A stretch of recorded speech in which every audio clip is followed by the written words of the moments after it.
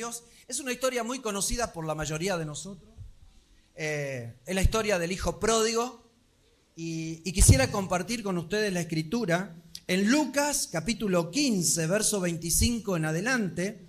Y dice en el nombre de Jesús lo siguiente. Lo tiene aquí en la pantalla, así que si no trajo Biblia lo puede leer desde ahí. Dice en el nombre de Jesús lo siguiente.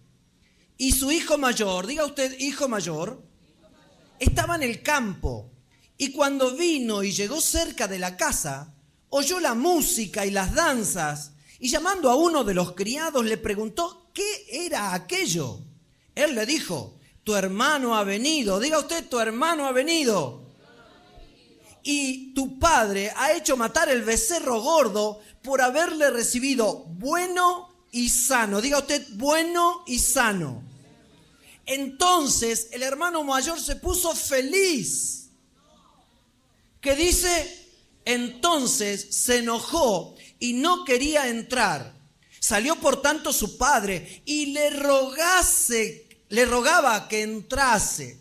Mas él respondiéndole dijo al padre, he aquí, tantos años te sirvo no habiéndote desobedecido jamás y nunca me has dado ni un cabrito para gozarme con mis amigos.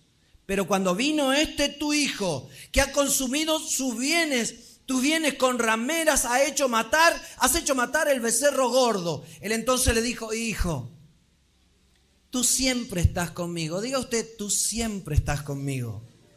Y todas mis cosas son tuyas. Diga usted, todas mis cosas son tuyas.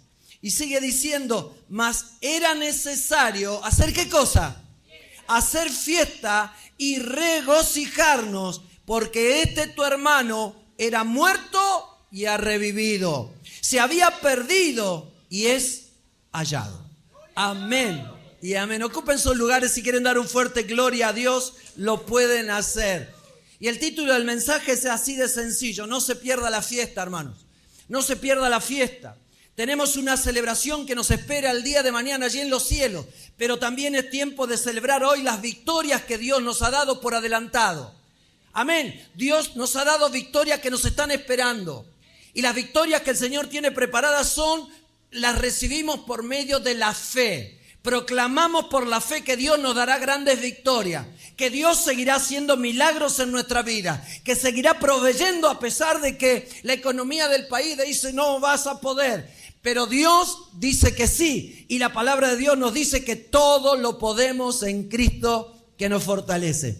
Este mensaje tiene que ver con una parábola, una historia que cuenta Jesús y va dirigida a una clase especial de personas. Dice la Biblia al comienzo del capítulo 15 de Lucas que se acercaban a Jesús todos los publicanos y los pecadores para oírle, y los fariseos y los escribas murmuraban, se la pasaban hablando mal de Jesús, y por eso se acercaron, no para escuchar la palabra sanadora, no para escuchar la palabra transformadora, sino para criticarlo, para buscar en Jesús algo para atraparlo, alguna mentira, algo que no era verdad, para poder de esa manera condenarla.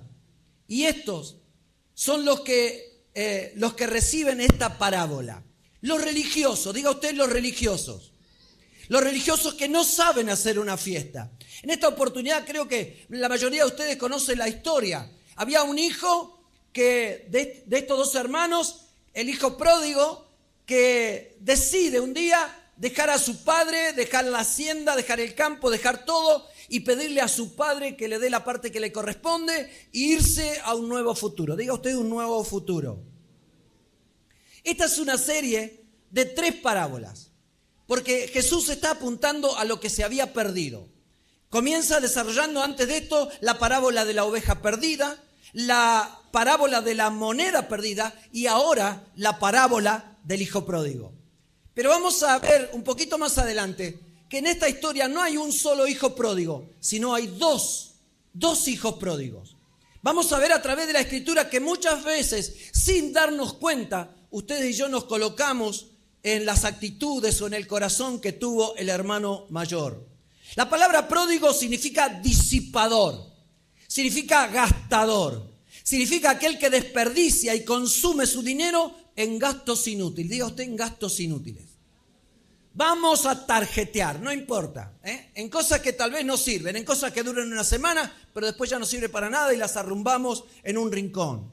El hijo menor, como dijimos, le pidió a su padre que le diera la parte de sus bienes y su padre, ¿qué hizo? Se lo dio. Su padre no dudó en dárselo. En esta historia no era la costumbre que sucediera esto, porque los bienes se repartían cuando aquel padre falleciera. Una vez muerto, entonces los hijos se reunían y ahí se repartía la herencia. Sin embargo, encontramos en esta historia que el hijo menor se adelanta a la muerte de su padre y quiere hacer su propio futuro, seguir sus propios caminos, tomar sus propias decisiones. Por la palabra de Dios, el hijo menor no quebrantó la ley porque nada prohibía que el hijo menor le pidiera por adelantado los bienes que les correspondían a su padre. No quebrantó la ley, pero sí quebrantó algo peor, el corazón de su padre. Y a veces nuestra vida cristiana no es del agrado de Dios y quebrantamos el corazón de Dios. La palabra de Dios viene a nuestra vida, a tu vida y a la mía para darnos vida. Diga usted, para darnos vida. Viene a nuestra vida para transformarnos. Viene a nuestra vida para dejar de ser lo que éramos o somos, para ser nuevas criaturas, para engancharnos en el camino de Dios, para recibir fuerza en medio de la debilidad, sabiduría para la toma de las decisiones y paciencia para esos tiempos que usted y yo sabemos cuando no podemos hacer nada, sino que sabemos que solo Dios puede cambiar el rumbo. Y aun cuando Dios no cambia el rumbo, creemos que la voluntad de Dios siempre va a ser buena, agradable y perfecta. El hijo pródigo es interesante porque al leer la parábola, el hijo pródigo se toma el tiempo para pronunciar bien las palabras y no nombrar la palabra herencia, que era lo que le correspondía. Quiero mi herencia. No. Él no menciona la palabra herencia. Él menciona los bienes. Exige el hijo menor privilegios, pero no está dispuesto a asumir responsabilidades. Y esto sucede muchas veces en los creyentes. Queremos privilegios, queremos recibir parte de lo que Dios tiene preparado para nuestra vida, pero sin vivir una vida responsable. Y cuando Dios nos llama a sus bendiciones, también nos llama a ser responsables en nuestras decisiones, en nuestros caminos, en nuestro acostar y levantar, pero también en nuestra relación para con los demás. Exige privilegios sin responsabilidad. Dice, dame la parte de mis bienes. ¿Por qué? Porque la palabra herencia implicaba aceptar responsabilidad. ¿Cuál era la responsabilidad de heredar? La responsabilidad era que él tenía que administrar la propiedad y resolver las diferencias familiares. Era también la herencia, parte de la herencia, defender el honor de la familia, aún a costo de su propia vida. La herencia implicaba incrementar, trabajar para incrementar lo que su padre le había dejado. También la herencia significa representar a la familia en actos oficiales, ya sea bodas, fiestas y funerales. Alabado sea el Señor. Y la Biblia nos dice que ustedes y yo, a través del apóstol Pablo, somos embajadores en nombre de Cristo. Es decir, cuando usted y yo nos vamos a cualquier lugar, estamos representando a Jesús. Cada país envía embajadores a distintos países que representen al país. Y cada embajador no habla lo que quiere, no dice lo que quiere, sino lo que su país y la política de su país le exigen que diga. Nadie puede decir, bueno, a mí se me ocurre. No. De la misma manera, al ser embajadores en nombre de Jesucristo, usted y yo estamos obligados a ser como Cristo, a hablar como Cristo y a relacionarnos con los demás como Cristo. En esta oportunidad, vemos que lo que quiere el hijo pródigo era el efectivo. A mí no me importan las responsabilidades, no me importa el futuro, lo que va a hacer la familia. Yo quiero cash, yo quiero la plata en efectivo. La quiero en efectivo porque la necesito. Y su padre no dudó. Nunca Dios nos va a obligar a ustedes y a mí a nuestras propias decisiones. Por eso es el libre albedrío. Dios nos deja a nosotros a nuestras decisiones. No nos va a empujar como muchas veces hace el diablo, que nos empuja, nos presiona. Cuando Dios viene a nuestra vida, viene para llenarnos de su presencia. Pero somos ustedes los que debemos cuidarnos por estar siempre, cada día, llenos de su presencia. Mantener esa presencia en nuestra vida. Y es interesante porque nos imaginamos a los líderes religiosos, a los fariseos, a los publicanos que estaban en contra de Jesús. Ellos estaban felices de escuchar estas palabras. ¿sí? Como algunos creyentes que se sienten felices cuando alguien ha pecado, cuando alguien se ha extraviado, cuando alguien dejó de venir a la iglesia y abandonó el camino del Señor. ¿Por qué? Porque los fariseos y los publicanos tenían otra forma de medir, tenían otra forma de mirar las cosas, no conforme al corazón de Dios. Y ellos decían, wow, yo soy el hijo mayor, ahí estuve, presente, trabajando, sirviendo. No soy como ese hijo pródigo que le pidió los bienes y se fue a desperdiciarlo. Ayer predicábamos a los niños y hablamos del título de este campamento, Creciendo en Jesús, y los medía todos. Yo me imagino que si los mido ahora, seguramente 1 o 2 centímetros han crecido de ayer a hoy. Pero no hablamos del crecimiento físico. Hablamos que nosotros crecemos en la medida de que comemos sano, de que nos guardamos y vivimos de acuerdo a los planes que tiene Dios para nuestra vida. De la misma manera, debe haber en nosotros un crecimiento espiritual. Amén. De poder saber que Dios está con nosotros, pero que también nos exige responsabilidad. Diga usted responsabilidad. Los fariseos, que son los religiosos de esta época, que miran a los demás a ver si caen, a ver si esto, a ver si lo otro, en lugar de comenzar a mirar por su propia vida. Los líderes religiosos al escuchar a Jesús sentían, como dijimos, satisfacción. Y es entonces cuando nos damos cuenta que cuando la actitud que tengamos nosotros coloque a los demás primero, cuando a los demás lo colocamos en primer lugar, entonces realmente estamos haciendo la voluntad de Dios. Por eso el Señor nos dice tanto en el Antiguo como en el Nuevo Testamento que amarás al Señor tu Dios con toda tu alma, con toda tu fuerza, con toda tu mente, y amarás a tu prójimo como a ti mismo.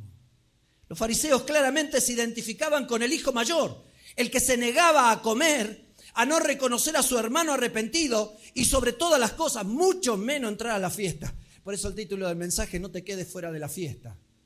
Necesitamos estar celebrando la presencia de Dios, pero también celebrar cuando alguien vuelve perdido, habiendo estado perdido, y a tener un encuentro personal con el Señor. Alabado sea Dios. El hijo menor cayó muy, pero muy abajo.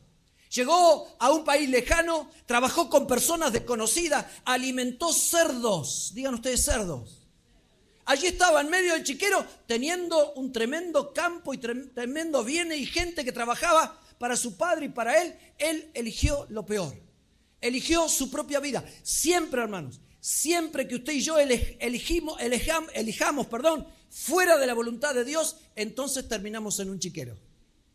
¿Y saben qué? A veces en el chiquero no queremos reconocer. Me ha pasado con muchos hermanos cuando los he visto, me he encontrado con ellos. Hermano, ¿cómo estás? Bien, bien. Y nos damos cuenta, o porque nos contaban, o porque veíamos el semblante de ellos, que no estaban bien. Nunca podemos estar bien fuera de la comunión con Dios. Nunca podemos estar bien en medio del chiquero espiritual de este mundo. Es allí donde Dios está aún mirándonos, pero no nos exige, no nos empuja. Dios está esperando, como nuestro Padre Celestial y el Padre de esta historia que representa a Dios, nos está esperando para que volvamos a Él, para que nos volvamos a poner en comunión con el Señor. El hijo menor cayó muy bajo. Trabajó con desconocidos, dijimos. Alimentó cerdos, animales que según la ley eran inmundos para ellos. No tenían que estar en contacto ni alimentarlos. Sin embargo, terminó por necesidad alimentándolos. Y por último, su vida fue embajada completamente. A tal punto que creyó que su vida ya no tenía valor. Lejos de su familia, lejos de todo lo que realmente era importante. Desprovisto de un hogar, sin identidad personal y hasta de su propia religión que lo mantenía en contacto con Dios por medio de los sacrificios. Esta parábola nos dice claramente que algunos necesitan llegar al fondo del pozo para poder volver en sí, como dice la Escritura. Llegó un momento donde el hijo pródigo, dice la Escritura, volvió en sí. Es decir, recuperó la capacidad de pensar, recuperó la capacidad de ver dónde estaba en su momento por las bendiciones de Dios y dónde se encontraba ahora. Y es allí que en medio del chiquero, deseando alimentarse por lo que comían los cerdos, hermano, es allí donde vuelve en sí, reacciona y dice: iré a mi padre, volveré arrepentido y le diré: Padre, he pecado contra ti y contra el cielo. No soy digno de ser llamado a tu hijo. Esperando por la misericordia de Dios. ¿Y qué si no es la misericordia de Dios en tu vida y en la mía? Si no fuera por la misericordia de Dios, si no fuera por la gracia salvadora de Dios, ¿dónde estaríamos nosotros hoy? ¿Dónde nos encontraríamos? Tal vez sin darnos cuenta en algún chiquero espiritual, comiendo de lo que Dios no preparó para nosotros. La Biblia nos dice claramente que ustedes y yo debemos orar para permitir que Dios nos perdone. Así como Él reaccionó, volvió en sí y dijo, voy a ir.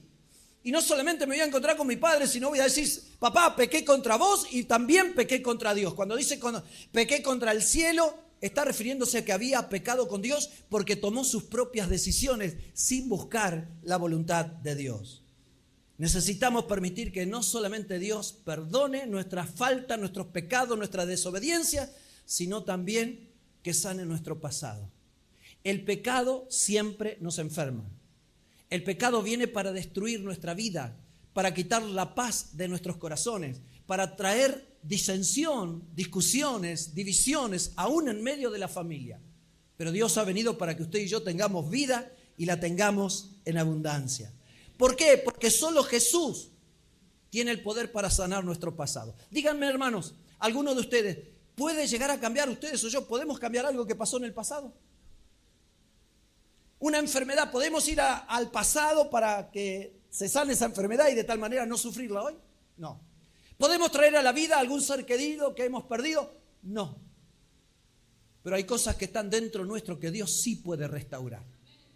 Hay cosas que Dios, en su poder, que se mueve de la eternidad a la eternidad, puede ir a buscar esa necesidad, esa crisis, ese abuso, esa violación, eso que pasó en alguno para poder sanar las heridas y hacer una nueva criatura. Cuando Dios dice que en Cristo Jesús somos nueva criatura, se refiere a eso. Él no modifica las arrugas tal vez de nuestra cara por el paso de los años, pero lo que está interesado Dios es planchar nuestro corazón. Hacerlo nuevito, restaurarlo, para que podamos cada día sentir su presencia y gozarnos de saber que estamos hoy compartiendo un tiempo de bendición, pero que nos espera por delante lo mejor, la fiesta de las fiestas. Nuestro hermano Fernando nos predicaba el miércoles un tremendo mensaje, vestido para la ocasión, y hablaba de las bodas. De las bodas, aquella parábola donde Jesús relata que había el rey preparado una fiesta y mandó a los invitados invitaciones para que fuera y cada uno comenzó a ponerle excusa. Diga usted, excusas. Uno por una cosa, otro por otra, y el rey dijo, tengo la mesa preparada, tengo la comida lista, ¿qué vamos a hacer? Vayan por los vallados, vayan por los pueblos, las aldeas, por todo lugar y traigan a la gente a mi fiesta. Dios está esperando que usted y yo participemos de la fiesta del Señor. Pero también Dios está esperando, hermanos, que traigamos a otros que todavía no conocen al Señor y que puedan entrar al redil de las ovejas, como dijo Jesús. Vamos a hablar un poquito del hermano mayor ahora. El hermano mayor representa a aquellos creyentes que piensan que todo lo hacen bien, que no hay mejores cristianos que ellos, que nunca cometen errores. Él, el hermano mayor, decidió quedarse en casa con su padre. ¿Por qué? Porque no iba a gastar el tiempo ni el dinero inútilmente. Pero ¿saben qué? Cuando su hermano regresó, salieron a la luz las malas actitudes de su corazón. Y ese es el tema. Cuando todo va bien, usted y yo somos personas aparentemente felices, todo está en orden, tenemos paz, pero cuando viene la crisis, cuando viene la enfermedad, cuando viene el desempleo, cuando viene algo a nuestras vidas, ahí es donde puede llegar a tambalear la estantería. Y fue ahí donde precisamente el hermano mayor descubrió lo que realmente, y no por ese momento, sino por muchos años, tenía guardado en su corazón. Preguntale al que tenés al lado, ¿qué tenés guardado en tu corazón? No te quedes afuera de la fiesta, no te pierdas la fiesta que Dios ha preparado para tu vida. Alabado sea el Señor. En primer lugar, el hijo mayor tuvo un sentimiento de importancia propia. Se creyó que era muy importante, incluso más importante que su padre. No se enojó porque no le gustaban la fiesta, le gustaba la fiesta. Se enojó porque su hermano había vuelto. Se quejó a su padre que nunca le había dejado hacer una fiesta y el padre mismo le dijo, hijo, pero vos estás viviendo acá, tenés todos los animales a disposición. Pero ellos no comían cualquier animal, tenían muchísimos. Pero había algunos que lo reservaban, le daban comida especial porque era la comida especial, el becerro engordado, especialmente para fiestas, para celebrar la fiesta. Dijo, hijo, estás conmigo, todo lo que ves acá, todo es tuyo. No tenés que pedirme permiso. Mi hijo Mario está hoy acá con su esposa, con Ana. Imaginen si Mario cuando viene de Saladillo a nuestra casa me pide permiso a mí o a la hermana Nelly para abrir la heladera y sacar algo. Nunca lo ha hecho, ni tampoco lo queremos. ¿Por qué? Porque todo lo que tiene nuestro Padre es nuestro, lo da a disposición para disfrutarlo, para ser de bendición a otros. ¿Verdad? ¿Sí o no? ¿Cuántos de ustedes saben que Dios ha preparado grandes cosas para nuestras vidas? Y entonces si sabemos que Dios, si somos conscientes que Dios ha preparado grandes cosas para nosotros, ¿por qué a veces estamos envueltos en pequeñeces? En pequeñeces que no sirven para nada. Nos envolvemos en cuestiones que solamente traen duda a nuestro corazón o que traen rencor o amargura. No solamente el hijo mayor tuvo un sentimiento de importancia propia, también tuvo un sentimiento de autocompasión. Tantos años te sirvo y nunca yo te desobedecí y nunca me diste un cabrito para alegrarme con mis amigos. Y aquí encontramos lo que a veces algunos creyentes dicen.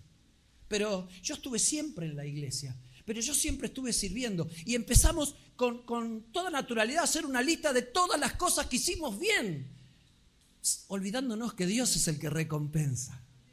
Olvidándonos que Dios es el que hace la obra en nuestra vida y que si podemos servirle a Dios, es una bendición poder servirle. Es poder ser de bendición a los demás, que es lo que Dios quiere. Dios no nos pone a nosotros solamente para recibir y recibir y recibir bendiciones.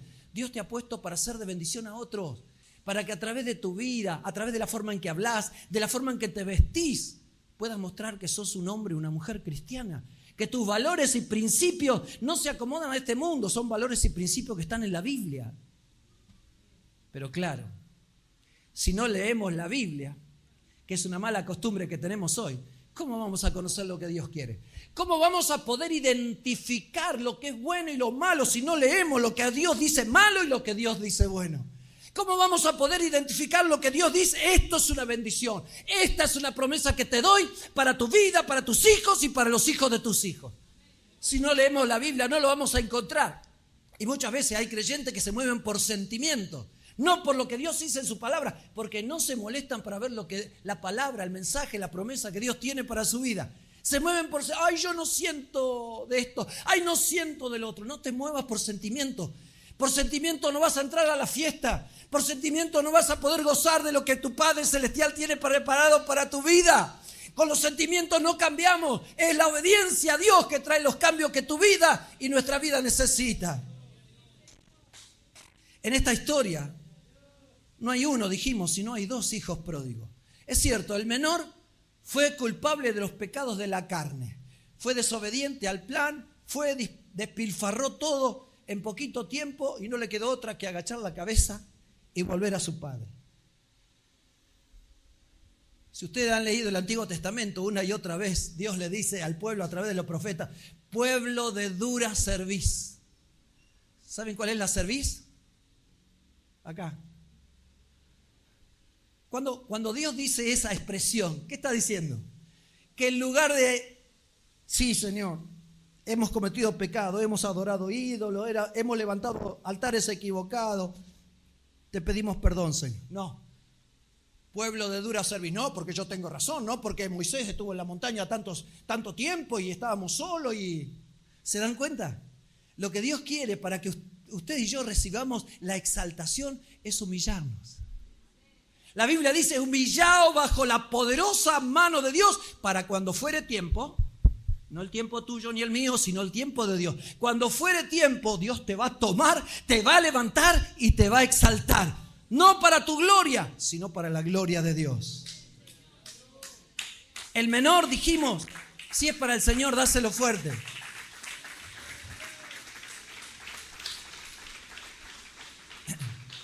Dijimos que el menor era culpable de los pecados de la carne, pero el hermano mayor era culpable de los pecados del espíritu, de las actitudes, de las malas actitudes. Y muchas veces vemos que lo que tenemos en el corazón, tarde o temprano, usted y yo podemos disimular para los demás, pero Dios está viendo nuestro corazón. Y es en determinadas situaciones donde vemos, tarde o temprano se sale a la luz lo que tenemos en nuestro corazón. Por eso Dios dice, de la abundancia del corazón habla la boca. Tarde o temprano lo que está aquí lo vamos a decir. Si Dios ha puesto bendiciones aquí y las tenemos aquí, vamos a hacer de bendición a los demás. Vamos a proclamar bendición para nuestra familia, para la iglesia, para nuestro vecino, para tu suegra, la insoportable también. Pobre suegra, ¿sí? Alabado sea el Señor. Por fuera, el hijo mayor era todo lo que su padre pudiera desear de un hijo. Por dentro estaba amargado y hueco, vencido por los celos, consumido por la ira y cegado por la amargura. Estaba preso, lamentablemente, en el calabozo de la amargura. Hoy el Señor va a quitar amargura de nuestro corazón.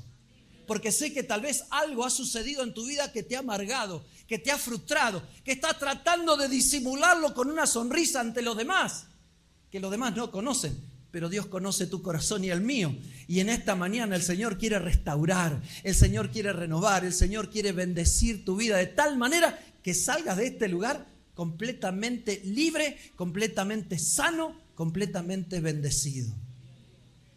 Nos dice la Escritura, al parecer ambos hermanos pasaron un tiempo en el chiquero. Uno en el chiquero de la rebeldía, el otro en el chiquero de la autocompasión. Sin embargo, el menor volvió con su padre, el mayor estaba afuera y no quería entrar. El menor estaba en la fiesta, alegrándose con los demás y todos los siervos, todos los que trabajaban en ese campo, celebrando fiesta con el hijo menor que había vuelto. En cambio, el mayor estaba fuera de la fiesta, enojado, amargado, frustrado. El hijo mayor, lamentablemente, todavía estaba sumergido en el lodo.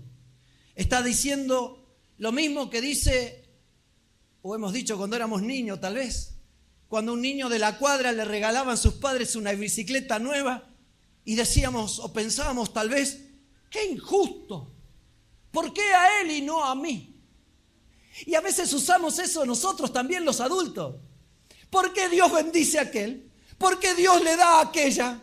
¿Por qué no a mí que te sirvo? ¿Por qué no a mí que tengo tantos años de bautizado? ¿Por qué? Porque la Biblia misma lo dice, Dios da como Él quiere. Él lo hace a la forma de Dios, no a tu forma, ni a mi forma, no a lo que vos querés o a lo que yo quiero, sino a lo que Dios ha preparado para nuestra vida.